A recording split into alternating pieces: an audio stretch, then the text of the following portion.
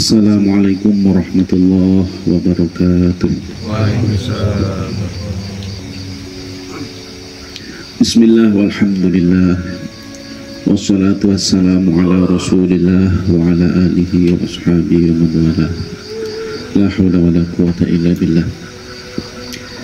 Yang kita taklimi Kiai Haji Fahrizal Ishaq, yang saya hormati para kiai semua, para hadirin yang duduk bersama-sama di majelis ini. Kita bersyukur kepada Allah Subhanahu wa Ta'ala sampai pada malam hari ini, pertemuan yang ke-14, kita bisa hadir di sini, bisa istiqomah dalam keadaan sehat walafiat. Salawat salam kita aturkan kepada baginda Nabiullah Nabi Muhammad sallallahu alaihi wasallam. Para hadirin yang dirahmati Allah Subhanahu wa Ta'ala, Al-Hikmah Ar-Rabi'ah Asyarah, hikmah yang ke-14. Ini tentang, kalau dalam kajian filsafat itu namanya kosmologi. Apa itu kosmologi? Untuk kalau dewi-dewi. Pada hikmah yang ke-14 ini, Syekh Ibnu Athaillah As-Sakandari ngendikan, al-kaunu kulluhu dhulmatun wa innama anaruhu duhurul haqqi fihi, faman ra'a al-kauna wa lam yashhadhu fihi aw indahu aw qablahu aw ba'dahu faqad a'wazahu wujudul anwar wa hujibat anhu syumusul ma'arif bisuhubil athar. Kurang lebih penjelasannya artinya seperti ini, terjemahan bebasnya. Al-kaunu, ini dari kata kana yakunu kaunan. Dalam istilah kitab hikam itu biasa diartikan dengan alam, ya semesta, apapun yang ada. Itu semuanya dzulmatun. Al-kaunu atau alam semesta ini, semuanya itu dalam kegelapan atau gelap atau tidak ada. Wa innama anarahu duhurul haqqi. Anaro fi'il muta'addi dari kata nur, dan yang menyinari al-kaun itu adalah zuhur, jelasnya, tampaknya nurul haq atau nurul. Dan yang menyinari alam semesta itu adalah nurul haq, yakni ya Allah Subhanahu wa Ta'ala. Alam semesta yang asalnya gelap atau tidak ada, kemudian menjadi ada, itu karena disinari oleh nur Allah Subhanahu wa Ta'ala. Faman ro'a al-kauna, siapapun yang melihat alam semesta ini, melihat kaun, melihat apapun yang ada di alam semesta ini, walam yashhadu fihi, dan dia tidak menyaksikan Allah di dalam alam semesta itu,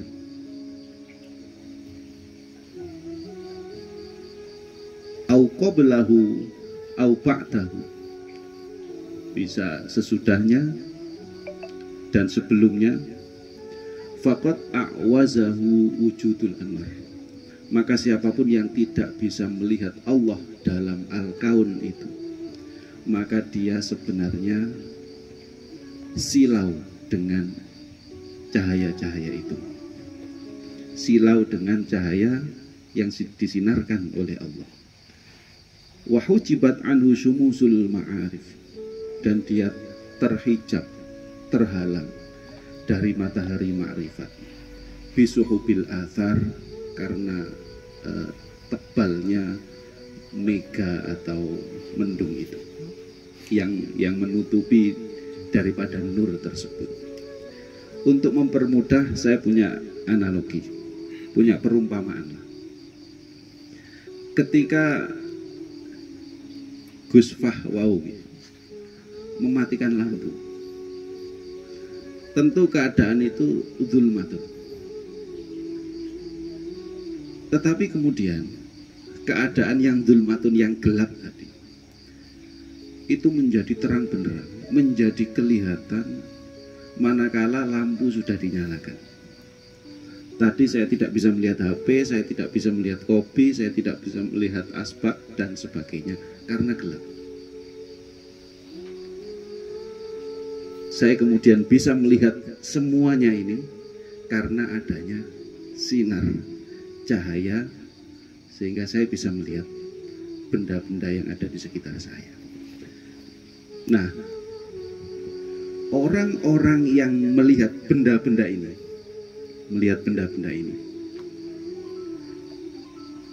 tetapi dia tidak bisa mencerna, dia tidak bisa memahami bahwa adanya wujud ini adalah karena terangnya lampu, maka orang tersebut terhalang dari melihat Allah.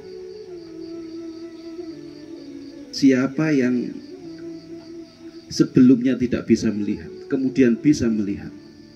Nah, kita bisa melihat itu karena adanya lampu. Nah, orang yang tidak tahu, dia terhijab oleh cahaya, dia tidak tahu bahwa sebenarnya, sesungguhnya yang menyinari itu ya lampu itu. Dan lampu itulah zuhurul haq. Kadang orang terlena dengan keadaan di sekitar, sehingga dia melihat apa yang dia lihat. Yang dia lihat itu tidak disadari bahwa sebenarnya yang dia lihat itu adalah pancaran, adalah akibat dari sinar yang ada di atas itu. Kurang lebih penjelasannya seperti itu. Itulah al-kaunu kulluhu dzulmatun. Faman ro'a al-kauna walam yashhadu fihi aw indahu aw qablahu aw ba'dahu faqad aqwazahu.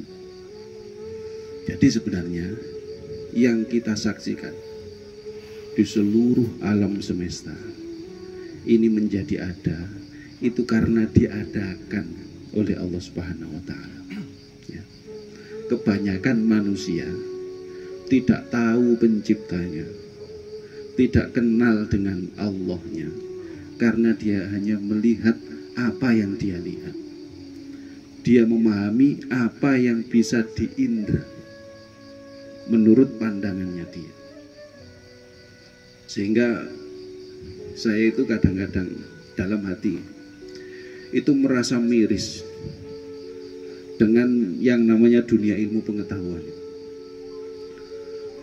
Dulu ya, ketika kita belajar IPA, mungkin di SD atau SMP, kita belajar tentang planet-planet, tata surya, Merkurius, Venus, Bumi, Mars, Jupiter, Saturnus, Uranus, Neptunus, Pluto, sampai apa. Semua itu dijelaskan oleh guru-guru kita. Tetapi tidak sedikit pun disinggung. Sopo sing gawe planet-planet ini? Artinya apa? Ilmu pengetahuan kita seolah-olah terpisah dengan Allah. Begitu juga kita belajar biologi. Kita diterangkan Homo sapiens, bahkan yang paling ide ono mojokertensis, ada bukti fisiknya bahwa manusia itu adalah hasil evolusi dari makhluk yang diurut-urut katanya itu adalah kera. Pertanyaannya lagi loh, Allahnya di mana?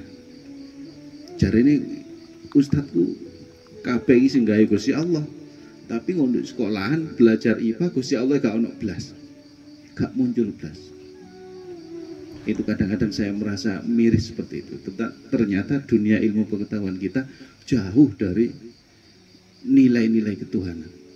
Kita sudah terlalu dalam, terlalu lama dijajah pengetahuan kita oleh ya orang-orang yang tidak sepaham, tidak seiman dengan kita.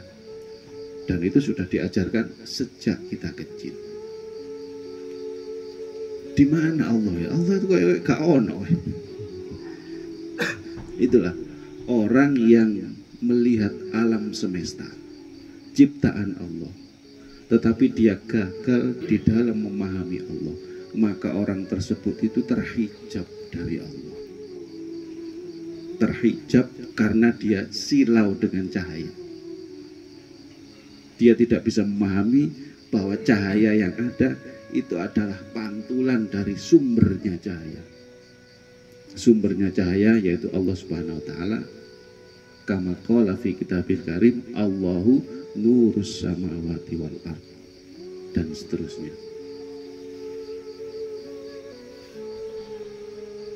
Saya ketika mengangen-angen hikmah yang ke-14 ini, ketika saya memahami kata al-kaun, sebenarnya al-kaun itu bisa apa saja. Bisa alam semesta, bisa apa yang ada di dalam alam semesta, bisa bumi, bisa langit, bisa planet, dan juga bisa diri kita sendiri, dan bisa juga takdir kita sendiri. Kenapa kita seperti ini? Kenapa kita ditakdirkan seperti ini? Kenapa saya kok bisa tiba-tiba muncul di Amanatul Salam, kenal dengan Gus Fah? Itu semua adalah al-kaun. Dan al-kaun itu pasti ada yang mengadakan. Al-kaun itu tidak muncul begitu saja. Pasti ada kehendak Allah di sana yang bisa memperkenalkan saya dengan Gus Fah, dengan Gus Izzuddin, dengan panjenengan semua. Kenal wis dalan wis biasa, ketemu wong ya wis, itu adalah proses yang normal, proses yang lumrah yang bisa terjadi kapan saja dan di mana saja. Tanpa kita menyadari bahwa itu adalah rencananya Allah, maka kita gagal memahami Allah. Jadi al-kaun itu seperti itu. Kenapa kita ditakdir seperti ini? Kenapa kita lahir di Indonesia? Kenapa tidak di negara yang lain atau dari orang tua yang lain saja, sehingga nasib saya lebih baik? Itu adalah al-kaun. Tetapi jangan sampai al-kaun ini hanya berhenti di sini. Kita memahami Allah bahwa semuanya itu adalah ada Allah yang telah mengatur diri kita. Sehingga hikmah ar-rabi'ah asyarah itu bisa nyambung dengan ayat sanurihim ayatina fil afaqi wa fi anfusihim hatta yatabayyana lahum annahul haq. Dan Allah akan membentangkan tanda-tanda kekuasaannya fil afaqi, di segenap penjuru alam semesta ini, wa fi anfusihim, dan juga di dalam diri kita, hingga jelaslah bahwa Allah itu adalah al-haq. Jadi jangan berhenti di alam ini. Kita melihat pohon, kita melihat binatang, kita melihat matahari, bulan, itu pasti ada yang menciptakan. Tidak mungkin itu tidak. Nah, orang-orang ateis kan beranggapan tidak ada yang menciptakan ini. Semua ini berjalan secara natural. Mereka gagal memahami tentang teori kausalitas, bahwa di dalam tasawuf itu ada beberapa hal yang sejalan dengan filsafat. Dan filsafat Islam dengan filsafat Barat itu beberapa hal juga mempunyai kemiripan.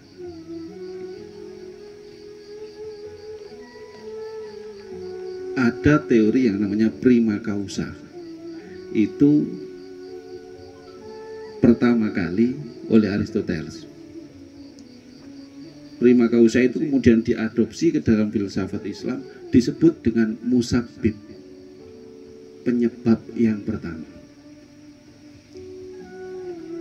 Kalau di depan saya ini ada Cleo, tidak mungkin dia wujud dengan sendirinya. Pasti tadi ada yang mengantar ke sini. Pasti ada pabrik yang membuat air minum kemasan ini. Kan tidak mungkin tiba-tiba ada, tiba-tiba wujud. Begitu juga alam semesta ini. Tidak mungkin tiba-tiba wujud, tiba-tiba ada. Pasti ada penyebab. Dan penyebabnya itu adalah al-musabbib, yaitu Allah Subhanahu wa Ta'ala dalam keyakinan kita. Kalau dalam pandangannya Aristoteles tadi, itu namanya prima causa. Ada penyebab yang paling awal, yang paling pertama. Hingga Allah lah yang menyebabkan semuanya ini ada. Dan itu ditolak oleh ilmuwan-ilmuwan modern, ahli filsafat yang ateis, yang agnostik. Misalnya saja Bertrand Russell itu mengatakan, saking canggih wong itu, dia mengatakan begini, untuk membuktikan adanya Tuhan itu sama mudahnya dengan membuktikan tidak adanya Tuhan. Buktekno ono Gusti Allah karo gak ono Gusti Allah iku padha gampange menurut Bertrand Russell. Tetapi kemudian dia memilih untuk membuktikan tidak ada Tuhan. Seandainya sama-sama gampang kan lebih enak membuktikan Tuhan itu ada. Tapi dia memilih Tuhan itu tidak ada. Itu pilihannya dia. Wallahu alam. Nanti totalan dewi-dewi di hadapan Allah Subhanahu wa Ta'ala, sing bener sing di. Kemudian ada Richard Dawkins, orang-orang ateis itu. Stephen Hawking juga, dan teori relativitas Einstein, ada hukum Newton. Itu orang-orang agnostik. Agnostik itu bukan berarti tidak percaya Tuhan. Percaya Tuhan itu menciptakan, Tuhan itu yang ngatur, tapi dia nggak mau tahu. Dan pemahaman seperti ini itu yang diwariskan ke ilmu pengetahuan kita dewasa ini. Gusti Allah kono ae. Gak melok-melok, ini urusan yang menungso. Penelitian itu yang penting ada bukti empirik, bisa dianalisa, rasional, logis. Itu sudah ilmiah. Gusti Allah didelikno di tempat yang paling tersembunyi. Ini yang kadang-kadang saya merasa miris. Ya alhamdulillah, kula sekian tahun itu hidup dalam kegelapan. Kula sian niku saking nemene oleh sinau ngawur. Hafalan Quran itu memang sengaja saya hilangkan dulu. Jadi kalau kecil ini ku tadi andalane kiai kula. Apalane paling apik. Begitu saya masuk Universitas Gadjah Mada, di sana ada religious studies, studi agama, koyok kehilangan arah. Koyok urip niku hampa. Gak ninggal sholat wis apik. Cek ninggal hafalan Quran. Tapi begitu kalau nikah, begitu saya merasa gelisah dan harus mempunyai guru yang membimbing saya, disitulah saya ngapalno maneh. Juz siji maneh.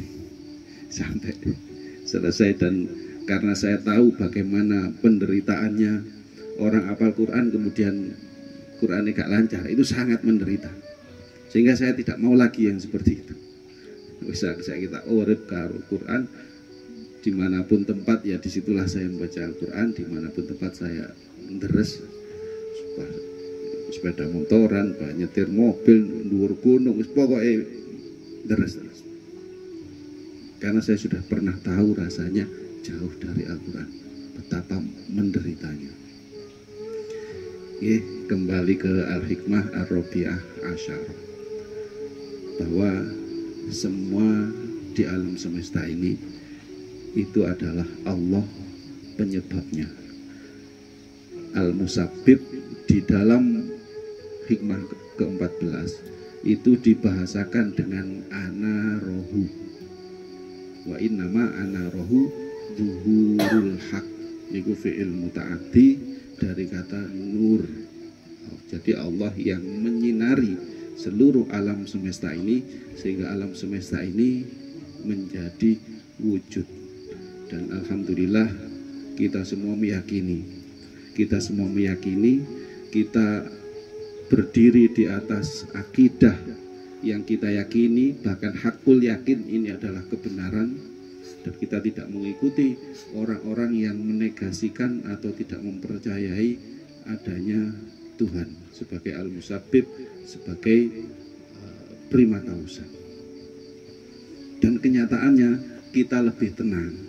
Hidup kita itu menjadi lebih tenang, hidup kita itu menjadi lebih damai dan lebih terarah dengan panduan daripada nurullah. Nek panjenengan belajar filsafat ya, enten filosof Jerman namanya Friedrich Nietzsche. Itu teorinya God is dead, Tuhan telah mati dan kitalah yang telah membunuh Tuhan. Kewajo iku matine ya bunuh diri. Wis ngono niku matine gak karu-karuan. Wong ngene kok cek dieloki. Kenapa kita tidak mengikuti para kiai, para masyayikh, para guru-guru yang mulia yang meninggal dalam keadaan tersenyum, yang hidupnya disinari dengan nurullah? Ya itulah yang kita ikuti, bukan mengikuti orang-orang yang tidak jelas. Kenapa saya mengatakan seperti ini? Dulu mereka itu idola-idola saya kok. Friedrich Nietzsche, kemudian kula cek mahasiswa awal niku wis maca Das Kapitalnya Karl Marx, wis khatam aku. Itu bapaknya orang komunis. Warang tak pelajari utek ngalor ngidul, tidak mendapatkan apa-apa, malah semakin cemas, hidup tidak tenang. Dan semenjak saya menikah, saya sudah berjanji moh ado-ado teko Quran. Deres saya wis. Mbuh diteleh Gusti Allah, makome ya apa wis sakarepe Gusti Allah.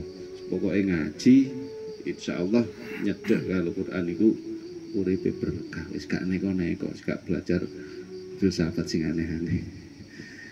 Demikian yang bisa saya sampaikan, mudah-mudahan bermanfaat.